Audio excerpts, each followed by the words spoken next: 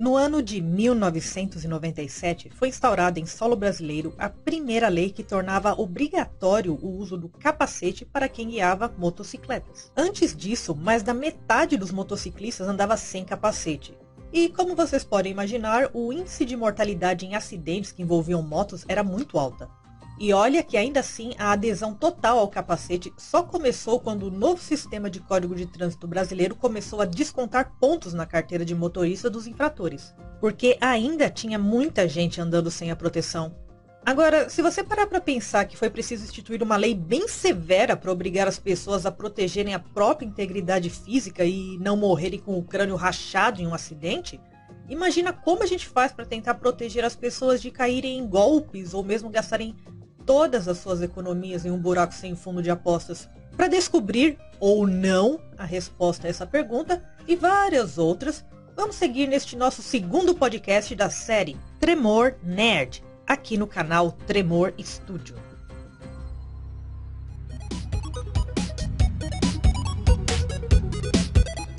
Durante a pandemia, sobretudo na época mais dura da quarentena, em 2020 e 2021, as pessoas ficaram fechadas em casa, desesperadamente tentando encontrar alguma coisa para se distraírem.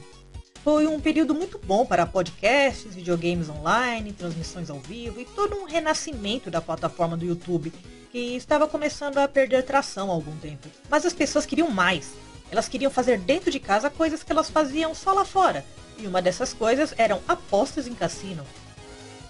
Mas você pode estar pensando, mas jogo de azar não é ilegal? Sim, em muitos países, incluindo o Brasil. Mas da mesma forma que a verdinha do diabo é ilegal, quem diz que ela não chega até o usuário? Não sei como é na cidade aí de vocês, mas no bairro onde eu moro tem um ponto de jogo de bicho bem na esquina.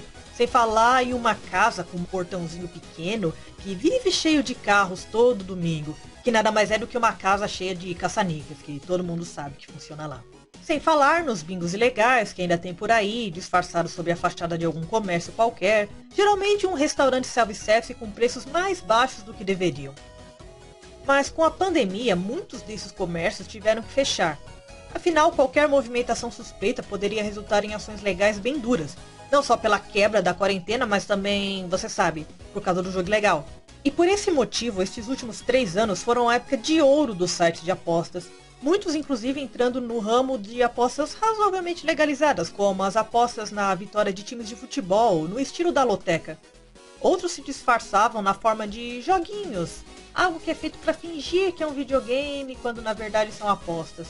E aliás, essa linha tênue entre jogo de azar e jogo de videogame também veio à tona em várias discussões relacionadas ao conceito de jogos como serviço, onde você pode pagar para ter mais vantagens dentro de um jogo, como pagar para rolar uma roleta de personagens no Genshin Impact, ou mesmo no FIFA, coisas assim. Mas enquanto alguns desses jogos ou sites tentam dar um migué fingindo que são outra coisa, outros mostram na cara dura que são sites de aposta mesmo.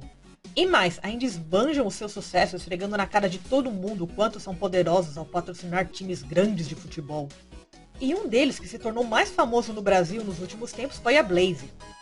E o que é a Blaze? Bom, se você viveu em uma caverna nesses últimos anos, e aliás eu te invejo por isso, dá um cantinho aí na sua caverna pra mim, e não sabe o que é a Blaze, trata-se de um site de apostas online onde as pessoas se cadastram, depositam dinheiro e jogam contra o algoritmo para tentar ganhar um troquinho. Mas na boa, uma frase que eu jurava que a essa altura já era senso comum entre as pessoas, aparentemente não é. E essa frase é: a casa nunca perde. Você nunca vai entrar em nenhum cassino no mundo, esperando que você vai tirar a sorte grande e sair de lá milionário. Aliás, se você for, sei lá, para Las Vegas e gastar $500 lá num cassino e conseguir, num tremendo golpe de sorte, recuperar esse valor numa roleta, num blackjack ou numa máquina caça-níqueis, você tá no lucro. No maior e mais absoluto lucro. E a recomendação é que você recolha o que você pegou de volta e pare de apostar naquele minuto. Cassinos são feitos para que as pessoas percam dinheiro. E embora exista sim histórias reais de pessoas que ganharam muito dinheiro com apostas, essas são a exceção da exceção.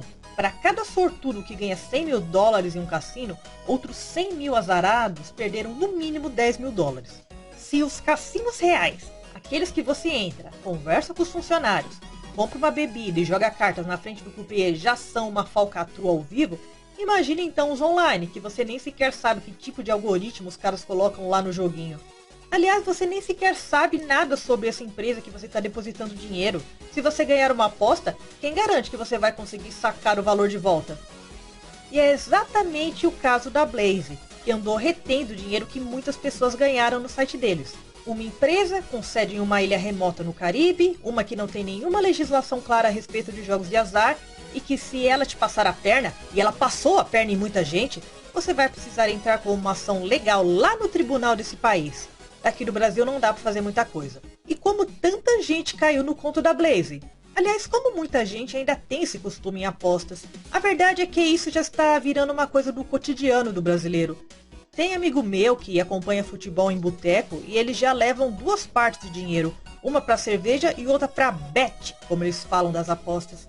E assim, existem casas de apostas que são honestas e se você acertou a sua aposta, eles pagam tudo direitinho. Mas mesmo assim, como eu disse, para cada sortudo que ganha 100 mil, outros 100 mil azarados perdem no mínimo 10 mil. E grandes celebridades como Neymar e Felipe Neto são patrocinados por essas casas de apostas, o que faz com que tudo pareça ainda mais normal, entende?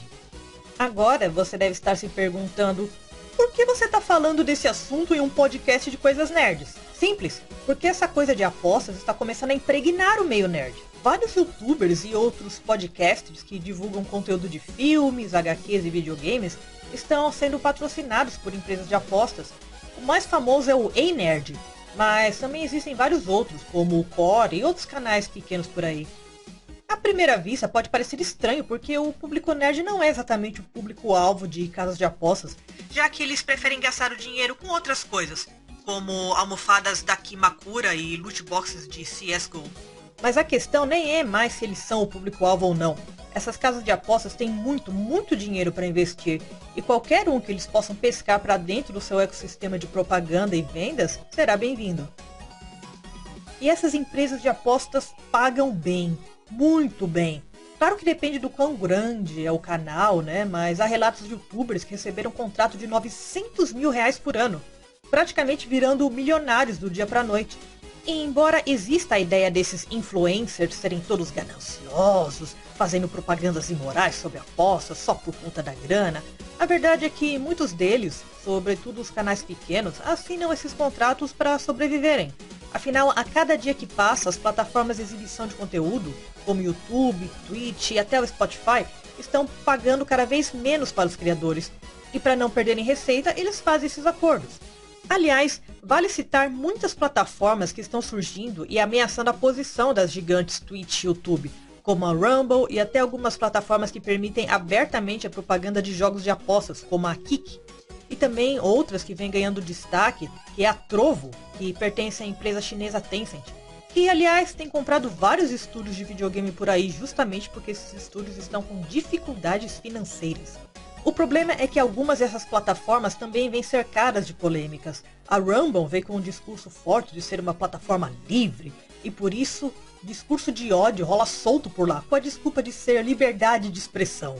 E a plataforma Kick é acusada de usar viewer bots para inflar o número de visualizações e assinantes dos novos streamers e prendê-los na plataforma, mas sem gerar receita consistente a longo prazo. E como eu citei anteriormente a Tencent, a crise em estúdios de videogames está cada vez maior.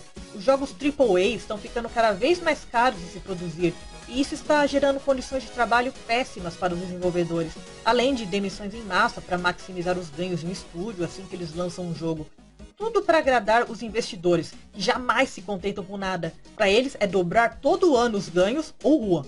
E que forma mais eficiente de aumentar os ganhos de um joguinho do que investir em mecânicas de loot boxes com as chamadas baleias, que gastam fortunas em qualquer joguinho. E sim, isso é uma espécie de aposta também. E vicia, quase como se fosse uma preparação para naturalizar este nerd no ambiente de apostas mais tradicional.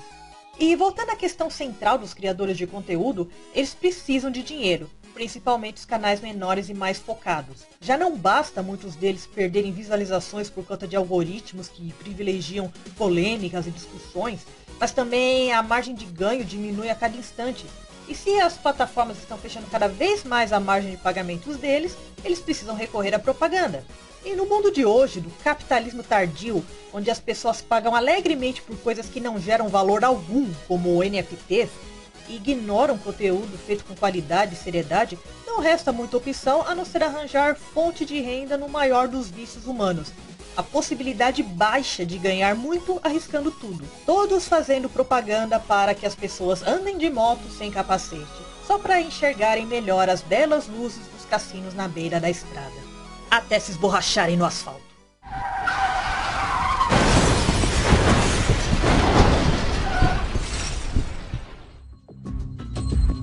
Muito obrigada a todos que ouviram esse podcast. Lembrando que vocês podem me encontrar tanto no YouTube, no Instagram, no Twitter e na Twitch pelo nome Tremor Studio. Lembrando que estúdio é com S mudo. Valeu aí e até a próxima!